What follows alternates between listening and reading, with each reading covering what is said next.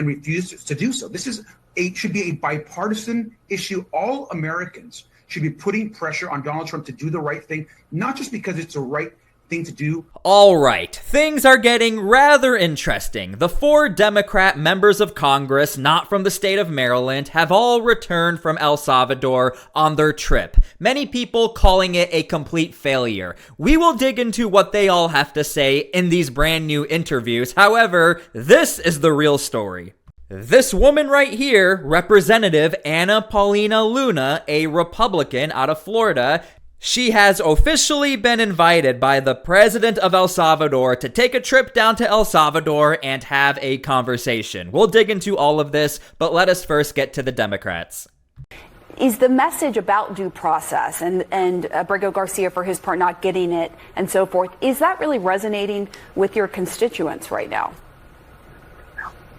It is, and the reason I went on the trip is because I've received hundreds of phone calls, messages, mail correspondence from my constituents who live here in Florida's 10th asking me to do something. I represent a very, very diverse community full of immigrants, full of people from across the entire globe that are proud to call themselves Americans now. And I've spoken with many of them, and many of them have reached out to me since we went on this trip to El Salvador, saying, I see myself represented in Abrego Garcia. What happened to him could happen to me. I'm scared it'll happen to me. That's right. You heard that correctly. That congressman is qualifying his trip, and he truly believes Americans stand by his side because he received hundreds, I repeat, hundreds of phone calls. Let us move on.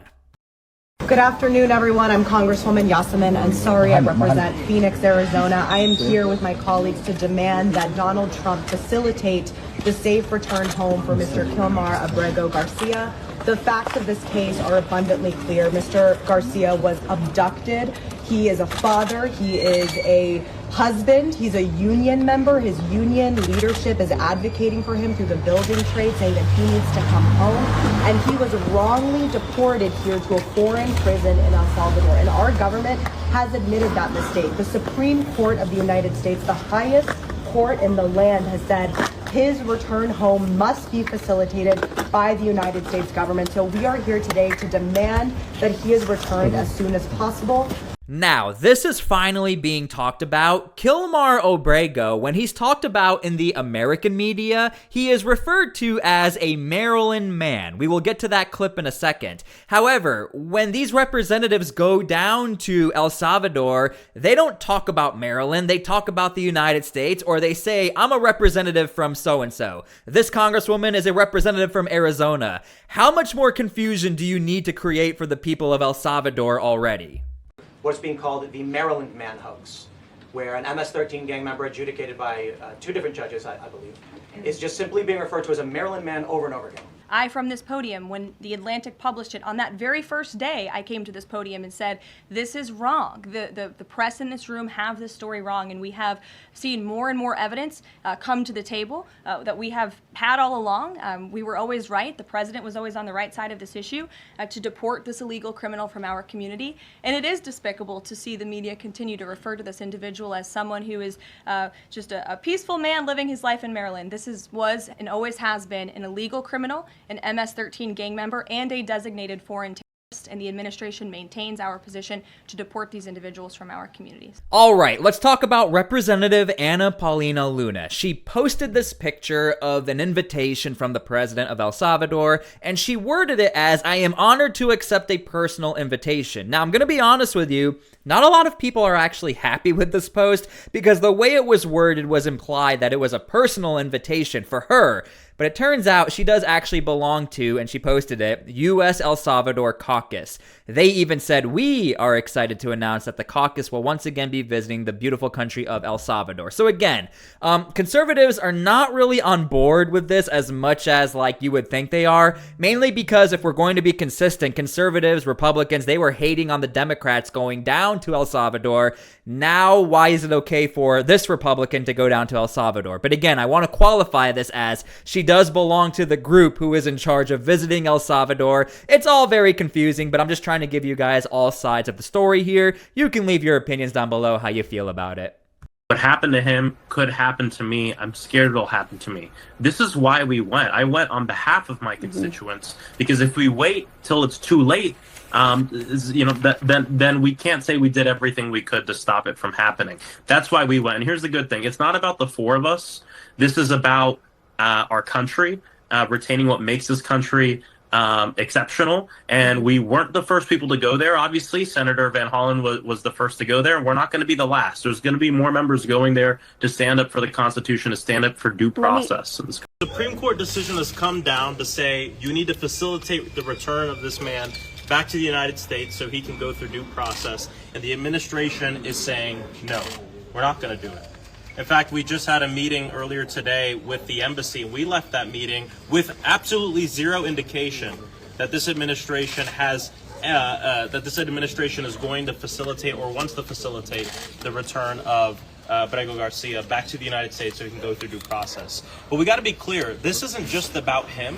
This is also about every single person in the United States. The Constitution applies to all people in our country. Due process applies to all people in our country. It's one of the things that sets our country apart from other places across the entire world. Supreme Court decision. Alright, I am so curious how you guys feel about this clip. Again, I find it so fascinating that a bunch of Americans go down to El Salvador, don't even speak the local language, and they're speaking in English and talking about the Supreme Court, the states, the federal government, the local governments. I represent this state, but Kilmar is not from America. Could you imagine just the regular old El Salvadorian watching this on television, scratching their heads like, okay, I'm a little confused. The only reason why I feel comfortable even making that implication is because over in the United States, we are all also scratching our heads like, what the heck is going on? Because let's be honest, even our own political process, whether through the judicial system or local governments, federal governments, it can be really confusing in the United States.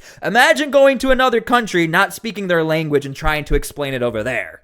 Y segundo, entiendo que el caucus hispano del Congreso pidió el acuerdo porque el documento oficial que regula cómo funciona esto no ha sido público y si se ha producido esto que se haya compartido el documento como tal. So, just English Spanish. So, just to be very clear, both Congressman Frost and I requested an official CODEL congressional delegation trip. The only members of Congress that have seen, for example, gone to CCOT, gone to the jail, have been Republicans. There actually have been CODELs that have just been Republican members of Congress only. No Democrat has been allowed to go there. And so we, as Democrats, believe that Democrats should also be allowed to go. So Republicans control the House. They told us that we cannot go on an official trip, but that's not stopping us from going. The Congressional Hispanic Caucus, which you were just asking about, we're both members of the Congressional Hispanic Caucus. We understand that there's still interest, of course, for members to come visit. And I think that's all I can comment about that. Unless you want to add? I do want to add that what our government is doing, paying for people to be imprisoned in El Salvador, was with the guise of these are criminals. And that has not been proven. You cannot prove criminality beyond a doubt.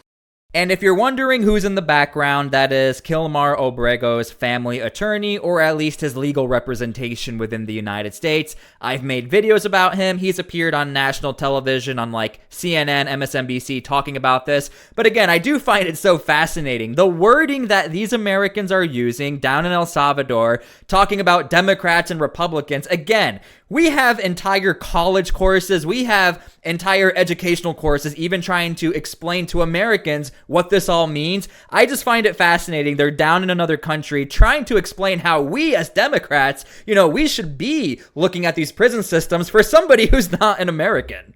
Well, the Fox News at Night Common Sense Department thinks Democrats must be very pleased that Republicans are willing to help their cause. Turns out 4 more Democratic members of Congress traveled to El Salvador to visit their new star of the party, Kilmar Abrego Garcia. Sadly, the Democrats were told that unlike Senator Chris Van Hollen's El Salvador journey, this time taxpayers would not pick up the tab. But the National Republican Congressional Committee said they would foot the bill. Common sense is touched. Although it does come with a small catch. The Republicans want the Democrats to live stream the gathering and take lots of selfies. After all, nothing shouts political savvy like a live stream selfie salute with an alleged gang wife beater. And common sense is pretty sure those nice Republicans would also support Democrats using the video and selfie shots to campaign on. Usually Democrats are on the wrong side of 80-20 issues. This time they're on the wrong side of a 95-5 issue. Maybe that's why when it comes to voter confidence in Democratic congressional leadership, Democrats are at 25%. Not just the all-time low, but 9 points lower than the previous all-time low. Common sense thinks Democrats are on the verge of something historic, something that would make Gary Hart oh so proud.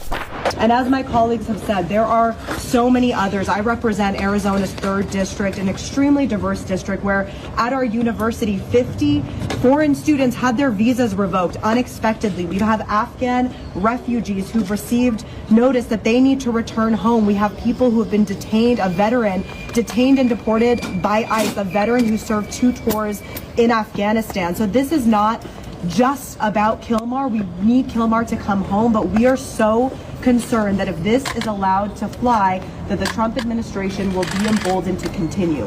And since we were not able to get the answers we need today from the embassy, we have written a letter just as of 30 minutes ago to Secretary of State Marco Rubio demanding daily proof of life for Mr. Abrego Garcia, demanding he has access to counsel, and of course, finally, demanding his safe return home. And we will not stop until this is complete.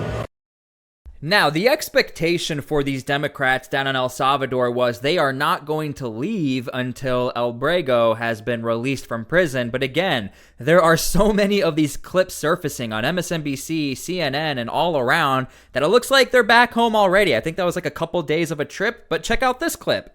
Yeah, I think it's really important that people are there and continue the pressure on what is clearly an illegal deportation of Kilmar Garcia and so many others.